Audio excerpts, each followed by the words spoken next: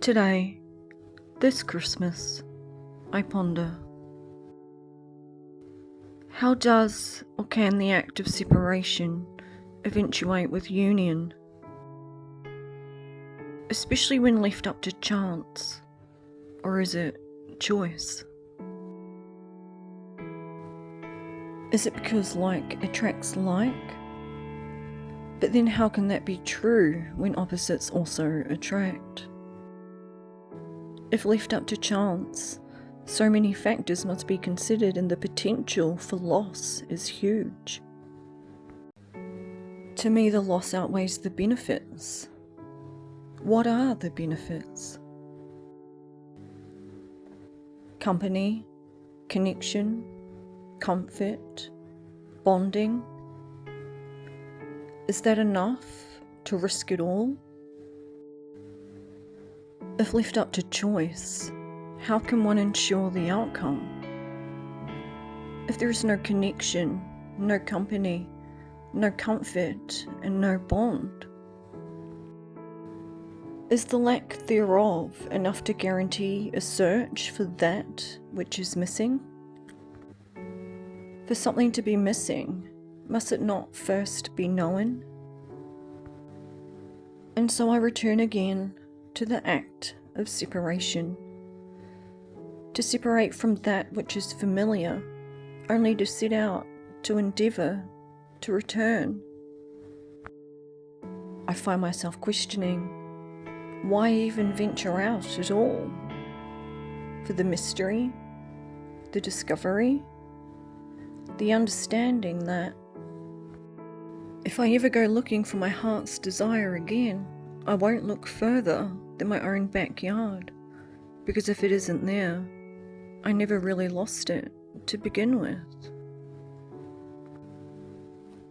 Google says this quote is about Dorothy realizing her true happiness, encapsulating the theme that contentment and the things we truly want are often found within ourselves or our familiar surroundings, not in faraway lands. But again, I'm drawn to the fact that in order to realize her own happiness, it was mandatory that Dorothy did in fact journey to far away lands. To find home, or one's heart, one must inevitably leave it behind in order to find its value. Back to the choice. What if one left only to find that their choice is to never return? Where lies happiness then? In a mistake or a misstep? What if one ventured out to faraway lands only to find themselves more lost than before in the realization that they can't return home, yet they don't belong in faraway lands either? Does one continue onward, potentially spending their entire life seeking? Does one return to the devil they know? Or maybe one should pause, settle, work with what's in front of them. I don't know. I do know my experience is all I have. I do know company and connection and comfort and bonding. Maybe just not in the secret garden that I hold dear. Does it matter? Does one just plant their own garden? I tried that, only for it to suffer. Because although my thumb is green, too much sun, and it will wilt. This flower isn't built to withstand each and every environment. But so, what if this flower stood in a garden instead of alone? A garden provides support, shelter, shade, community. A garden is an entire ecosystem. And so, what does a garden need? A flower can only be a flower. To multiply requires more. much more. As she fell amongst weeds, they would support her to a point, and then eventually they would suffocate her. She needs to find a garden or create her own. Eventually, a bee will come, because without her, the bees can't grow.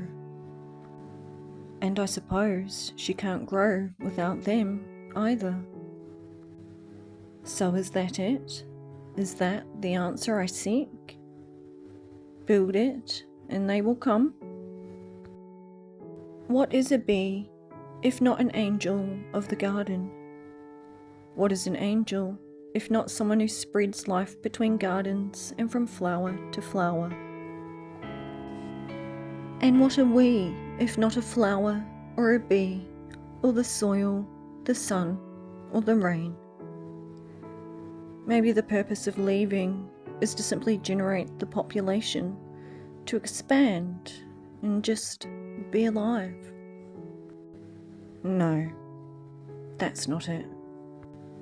Maybe we are explorers seeking new lands. Maybe we are a seed. Maybe the sun gives us life. Maybe the moon helps us feel. Maybe people are the rain and the storm. Maybe angels are bees.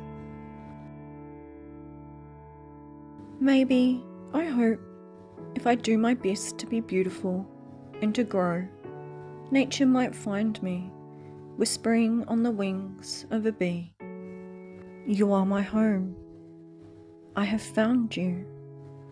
Because you chose to bloom, I have found you. Out of need. Because I needed you, and you needed me. Maybe home was never meant to be forever. For 13 years, by choice, I've had an orphan's Christmas. But this year, it really feels true. Because it's just me now. I guess it always was. All about me. Destiny, I am yours, and you are me. Love, Queenie.